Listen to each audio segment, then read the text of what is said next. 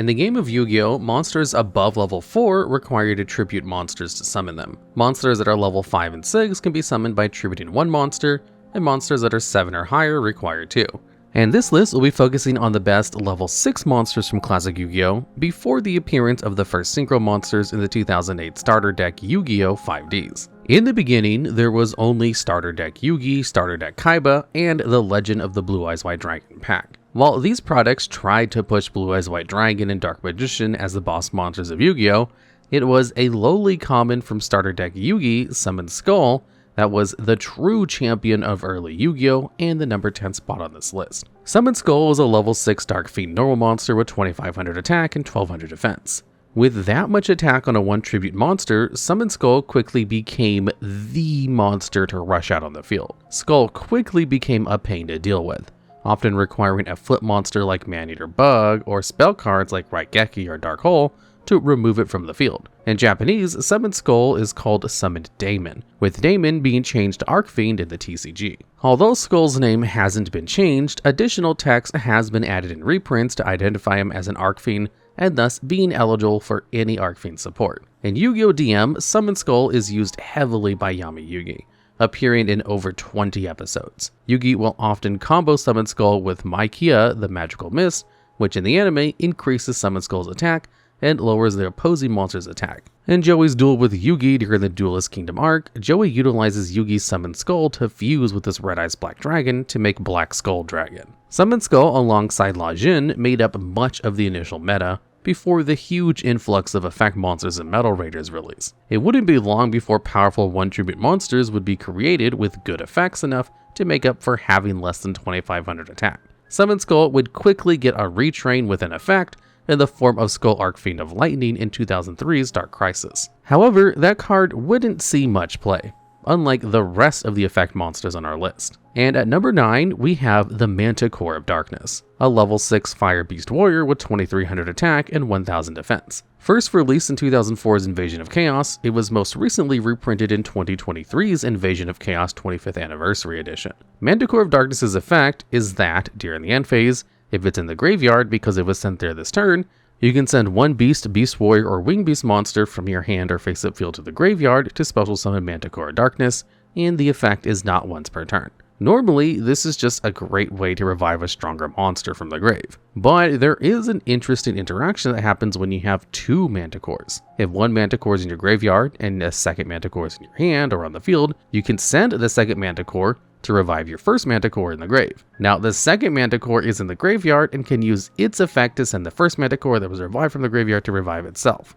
And this creates an infinite loop, which on its own does nothing, but when combined with Card of Safe Return, lets you draw a card for each revival. As long as you choose to keep reviving a Manticore, you can draw a card as much as you want, making it perfect for an Exodia deck. Outside of Exodia decks, Manticore would also see play in many decks as a self-reviving beat stick that doubles as a draw engine. In Yu-Gi-Oh! Capsule monsters, Manticore of Darkness fought against Joey Wheeler's Red Eyes Black Dragon and Baby Dragon before being taken out by Joey's Flame Swordsman. And at the number 8 spot, we have Dark Dust Spirit, a level 6 Earth Zombie Spirit monster with 2200 attack. It was first released in 2003's Pharaonic Guardian as a short print common, and was most recently reprinted in 2013's Legendary Collection 4, Joey's World Mega Pack. Dark Dust Spirit can't be special summoned, and must return to the hand during the end phase of the turn was normal summoned or flip face up. When Dark Dust Spirit is normal summoned or flip face up, it destroys all other face up monsters on the field. Dust Spirit's effect is completely bonkers for the time it came out, wiping the field of face-up monsters on a tribute summon. If your opponent only had face-up monsters, you would get a free direct attack for 2200. Even if your opponent controls a face-down monsters, there's a neat trick you can do with any spirit monster and the spell card creature swap, which lets both players choose one monster to give to your opponent. Since spirit monsters have to return to the hand during the end phase, even if your opponent controls your spirit monster, it will still return to your hand, meaning you keep their monster and get back your spirit monster, which is particularly sinister in Dark Dust Spirit's case, because you just stole the tribute needed for its next summon. In competitive play, Dark Dust Spirit first saw use in Chaos decks in 2005 Shonen Jump Charlotte, and was later re-added to Monarch decks in 2007 and onward. Even after the classic era of Yu-Gi-Oh! Ended, Dark Dust Spirit would continue to see use in Monarch decks as far as 2014. As great as Dark Dust Spirit is, it was commonly played at one copy in many of its top placements, Forcibly returning it to the hand during the end phase is most likely the reason why, making Death Spirit a great board wipe, but not allowing its player to establish board control afterwards. And at number 7, we have Ryu Kokki, a level 6 Dark Zombie monster with 2400 attack and 2000 defense. First released in 2004's Invasion of Chaos. Just like Manticore of Darkness, its most recent reprint was in the 25th anniversary edition of the same pack. Ryu Kokki's effect is that at the end of the damage step, if it battled a warrior or spellcaster monster, that monster is destroyed. The warrior and spellcaster types were loaded with powerful monsters during the classic era of Yu-Gi-Oh! Ryu Kokki provided a way to destroy warriors and spellcasters stronger than itself, and proved to be extremely easy to use. While many of the other monsters on this list are meant to be tribute summoned, because Ryu Kokki was a zombie, there were multiple options available for an easy special summon instead. Pyramid Turtle offered an easy special summon from the deck, since it could summon any zombie monster with 2000 defense or less after being sent to the graveyard by battle. If Ryu Kokki is in the graveyard, you can easily special summon it back to the field with the normal spell Book of Life, provided your opponent also has a monster in their grave. Finally, if Ryu Kokki is in your hand, and you control no monsters, you can special summon it from your hand using the continuous spell Call of the Mummy. In competitive play, Ryu Kokki was seen consistent play in top zombie decks from 2005 to 2008. While this definitely earns it a spot on this list, it doesn't have an immediate effect on the game state, something many of the top contenders of this list all share. Ryu Senshi is the number 6 spot on our list. This is a level 6 Earth Warrior fusion monster with 2000 attack, 1200 defense, and was first released in 2003's Legacy of Darkness set. After being reprinted in 2005's Dark Beginning 2, he remained in reprint limbo until getting 2 Speed Duel reprints in 2019 and 2022. Ryu Senshi's effect is that when a normal trap is activated, you can pay 1000 life points to negate that effect. Senshi needs to be face up on the field to activate and resolve the effect. Additionally, any spell card effects that target Senshi are negated and destroyed. Senshi's fusion materials are Warrior Digrapher and Spirit Ryu, and must be fusion summoned using those 2 materials, not that you'll be properly summoning it anyway. Ryu Senshi is one of the few good level 6 Metamorphosis options available, with Metamorphosis being able to cheat out fusion monsters from your extra deck by tributing a monster on the field with the same level. Senshi's Trap Negate is not once per turn, and is a quick effect so it works on either player's turn. Senshi can help finish off a game easily by negating the power traps of the era, Mirror Force and Ring of Destruction, as well as being an annoying monster to deal with on your own turn due to its immunity to spell cards like Book of Moon or Snatch Steal. With all that said, Ryu Senshi does have its own downsides. With only 2000 attack, Senshi is fairly easy to punch over, with the commonly played Zombra the Dark being able to destroy Senshi on a normal summon. Senshi can't utilize an equip spell to increase his attack, as its spell negate effect works on your spells too. Such weak stats also makes transforming a level 6 monster into Ryu Senshi more situational, because unless they have some face down back row cards, you're better off swinging for more damage. With that being said, the more Metamorphosis options you have, the better you could adapt to certain situations, which is why Ryu Senshi saw a lot of play.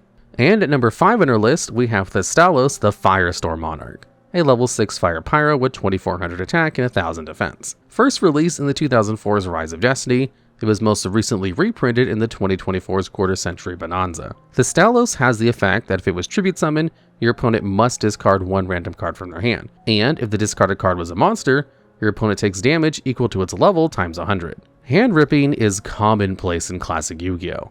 And can even be a theme of your deck in GOAT format. While cards like Delinquent Duo, Don Zalug, and Spirit Reaper are obvious choices for such a deck, Thestalos offers a hand rip with a sizable body behind it. Once you destroy your opponent's hand, you'll want to finish them off quickly, otherwise they might have a chance to recover. 2400 attack can certainly speed that up, and the burn damage helps with that as well, seeing as many of the best monsters are level 4 and higher, leading to your average burn being 400 or more. In competitive play, Thestalos the Firestorm Monarch has seen play from as early as 2005 to as late as 2019. While it is obviously heavily played in Monarch decks, many of these decks had different methods of summoning Thestalos. One common theme was to combo Thestalos with Soul Exchange, so your opponent loses both a monster for Thestalos' tribute cost, as well as a card from their hand. Most decks of the era utilized Treeborn Frog, as well as monsters that could summon another monster from the deck, such as Gravekeeper Spy or Apprentice Magician, which provided bodies on field for tributes. Some later builds opted to use Destiny heroes with Destiny Draw to both draw cards as well as get free bodies on the field for tributing. Thestalos easily earns this spot on this list, but that shouldn't come as a surprise to anyone who knows the Monarch cards. In the interest of keeping the top half of this list from being too Monarch heavy, only one more Monarch will get a spot. And if you don't like that, just make sure to ask for a part 2 in the comments later. And at number 4, we have Blowback Dragon, a level 6 Dark Machine monster with 2300 attack, 1200 defense, and first released in 2004's Ancient Sanctuary set. Just like the previous card on our list, its most recent reprint came out in the Quarter Century Bonanza. Blowback Dragon's effect is that once per turn, you can target a card in your opponent's field and flip 3 coins. If at least 2 of the results are heads, the targeted card is destroyed. Blowback Dragon is far more effective of a retrain of Barrel Dragon, costing 1 less tribute to summon, and having the ability to destroy back row as well as monsters. Now, while the destruction effect isn't guaranteed, being able to selectively snipe a card once per turn makes up for this. This makes Blowback Dragon great for saving you from having to play important removal cards, allowing you to build card advantage over time. Additionally, since Dragon's effect is essentially free to use, it's a great card to use in reasoning gate strategies, which rely on devastating effects to clear the field for an OTK. This isn't the only way Blowback Dragon can be used in an OTK, however, as thanks to its machine typing, limited removal can pump Dragon's attack to a whopping 4600. With limited removal being unlimited in GOAT format, Dragon can easily find a spot in a machine OTK deck. Blowback Dragon's biggest flaw is its inconsistency. While this could be helped by using second coin toss, that card would be useless in any deck not heavily invested in the coin flipping gimmick. In some cases, a one-time guaranteed removal is better than a potential multi-turn removal, which brings us to the next card on our list. Rising to the occasion is Raiza the Storm Monarch as our number 3. Raiza is a level 6 winged beast with 2400 attack and 1000 defense, and was first released in 2007's Force of the Breaker. And guess where it was most recently reprinted? Yep, Quarter Century Bonanza again. Raiza the Storm Monarch's effect is that if it's tribute summoned, you can target one card in the field and place it on top of the deck. Destroying or banishing a card can be incredibly annoying, but depending on the deck, they might be able to just recycle that card. Returning a card to the hand can even be more annoying, but at least you can attempt to play that card again. Returning a card to the top of the deck might easily be one of the most evil acts that you can do in classic Yu-Gi-Oh! In a slower meta with less search and draw cards available than in the modern game, removing a card from the field and ruining your opponent's next draw is the equivalent of setting them back 2 turns. Previously, this effect was available in the trap form with Phoenix Wing Wind Blast, but being able to do the same thing with a 2400 attack beater on the field really ups the ante. Raiza's effect to spin cards instead of destroying them helps to deal with cards that have built-in card destruction protections, like Great Shogun Shion or Sacred Phoenix of Nephthys. In competitive play, Raiza immediately saw play in most decks, often at 3 copies. Some of the decks that utilize Raiza include Monarchs, Diamond Dude Turbo, Machine Aggro, Perfect Circle, Dark Arm Dragon, Zombies, Macrocosmos, and more. Raiza would continue to see play well past the classic era, with placements in top decks as recently as 2017. Raiza the Storm Monarch could have easily been the top card on our list, if not for how late it was released. In little over a year after Raiza's first printing, the first synchro monsters would be printed, forever changing the landscape of Yu-Gi-Oh! However, the next card on the list has been a menace since the first years of the game. And at number 2, we have Jinzo, a level 6 Dark Machine with 2400 attack and 1500 defense, and was first released in the 2002's Feral Servant set. And since then, Jinzo has been reprinted over 20 times, and of course was most recently reprinted in the Quarter Century Bonanza. Jinzo has the effect that while it's face up on the field, trap cards and their effects can't be activated, and trap cards that are already on the field are negated. Jinzo's continuous effect doesn't negate normal traps activated and sent to the graveyard before it was summoned, so a trap card like Threatening Roar will still have its lingering effect applied. Trap cards that can negate a summon, like Solemn Judgment or Horn of Heaven, can negate Jinzo summon, but cards that destroy after the resolution of a summon, like Torrential Tribute or Trap Hole, can't be activated. Outside of some interesting interactions, like an already face-up skill drain preventing a newly summoned Jinzo's effect from negating it, it's easier to assume that once Jinzo hits the field, trap cards equal no. This effect was so powerful that Jinzo was limited immediately after Feral Servant had its worldwide release. Jinzo would stay limited until September of 2007. It makes a lot of sense once you realize how reliant the early meta was on powerful trap cards. Mirror Force, Torrential Tribute, Call by the Haunted, and Ring of Destruction were staples played in almost every deck, each of which could easily turn the tide of a game. When playing earlier formats, there is an understandable fear of set back row cards, and that often makes the difference between whether you push to finish off your opponent or not. Jinzo is one of the best answers available to push through set back row cards, and was a staple in most decks in classic Yu-Gi-Oh! Even after the meta shifted away from trap-heavy gameplay, Jinzo still found a spot in many side decks. In Yu-Gi-Oh! DM, Jinzo was initially used by Espa Roba as his boss monster. Joey Wheeler was able to defeat Espa Roba in their match by having Espa's Jinzo attack his own Reflect Bounder by using Roulette Spider. As per Battle City rules, Espa relinquished his Jinzo to Joey, which became a mainstay in his deck for the rest of the series. In Yu-Gi-Oh! GX, the spirit of the card Jinzo is attempting to steal souls to manifest himself into the real world. His plot is foiled after being defeated by Jaden Yuki. Jinzo's continuous effect is its strength, meaning you don't want it interrupted at all costs. Bogamoon can turn off Jinzo's effect, or it can easily be stolen with Brain Control or Snatch Steal and tribute it off. Jinzo is also vulnerable to monster effects, which actually makes him a perfect target for the monster that made the top spot on our list. A monster so devastating at the time, the only solution was to ban it. And at number 1 on our list, we have Chaos Sorcerer, a level 6 Dark Spellcaster monster with 2300 attack and 2100 defense.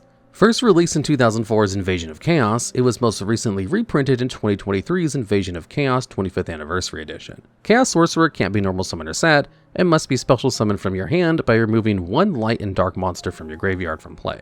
While on the field, you can once per turn target one face-up monster on the field and banish it. Chaos Sorcerer can't attack the turn it uses this effect. Chaos Sorcerer was one of the 3 big Chaos monsters, with the other 2 being Blackluster Soldier, Envoy of the Beginning, and Chaos Emperor Dragon, Envoy of the End. However, unlike the other 2 monsters, Chaos Sorcerer was unlimited. Sorcerer's effect is amazing at dealing with problem monsters, and since it can no longer attack, it becomes a perfect Metamorphosis tribute. Now, I know what some of you might be saying. Couldn't Sorcerer be stopped with a card like Bottomless Trap Hole before it had a chance to use its effect? In the current Master rule set, of course you could.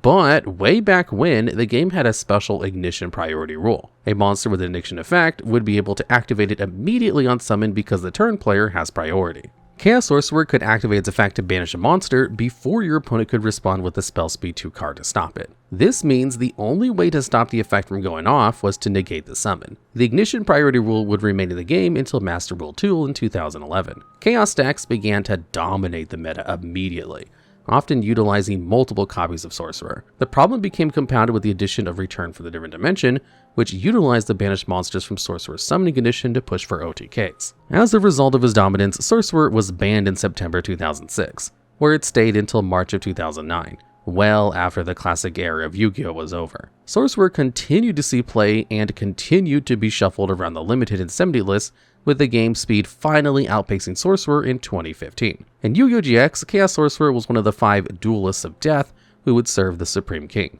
Sorcerer duels against Zane Truesdale and is defeated when Zane uses Cyber End Dragon to destroy Sorcerer's perfectly ultimate Grey Moth. You think he would use Chaos monsters, but I guess we can cut him some slack since he did earn the top spot. Alright, and that's the list. If you thought there was a level 6 monster more deserving to be on this list, or if you have an idea of your own, please let us know down in the comments below.